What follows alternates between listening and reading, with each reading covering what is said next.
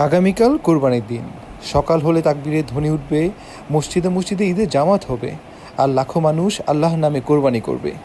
কিন্তু তুমি কি কখনো ভেবেছো এই কোরবানির শুরুটা কোথা থেকে? হজরত ইব্রাহিম আলাইসাল্লাম একটা স্বপ্ন দেখেছিলেন।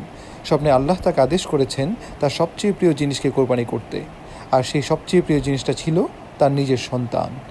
ভাবো একবার, একজন বাবা নিজের সবচেয়ে প্রিয় সন্তানকে আল্লাহর জন্য কোরবানি করতে প্রস্তুত হয়ে গেছেন, কারণ তার ভালোবাসার চেয়ে বড় ছিল আল্লাহর প্রতি আনুগত্য। আর ঠিক সেই মুহূর্তে আল্লাহ তার সন্তানের পরিবর্তে একটি পশু পাঠিয়ে দিলেন। সেখান থেকেই শুরু হয় কোরবানির এই মহান শিক্ষা। আজ এত বছর পর আমরাও সেই স্মৃতিকে জীবন্ত রাখি, কিন্তু কোরবানি শুধু পশু জবাইয়ের নাম না, এটা হৃদয়ের পরীক্ষা। তুমি আল্লাহকে কতটা ভালোবাসো তার প্রমাণ।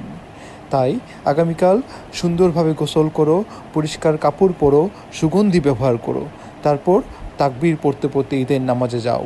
আল্লাহু আকবর, আল্লাহু আকবর, লা ইলাহা ইল্লাল্লাহু, আল্লাহু আকবর, আল্লাহু আকবর, লিল্লাহিল হামদ। কারণ এটা শুধু আনন্দের দিন না, এটা আল্লাহর মহিমা প্রকাশের দিন।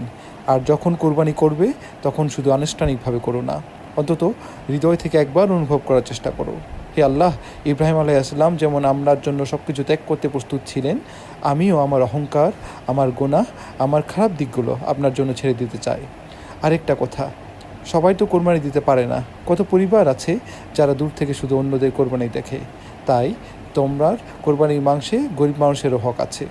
হয়তো তোমার দেওয়া ছোট্ট এক ভাগ মাংস কোনো শিশুর ঈদকে সুন্দর করে দিবে। হয়তো কোনো মা দীর্ঘদিন পর শান্তি নিয়ে রান্না করবে। মনে রেখো, আল্লাহর কাছে পৌঁছায় না পশুর গোস্ত বা রক্ত, পৌঁছায় তোমার তাকওয়া, তোমার নিয়ত, তোমার হৃদয়।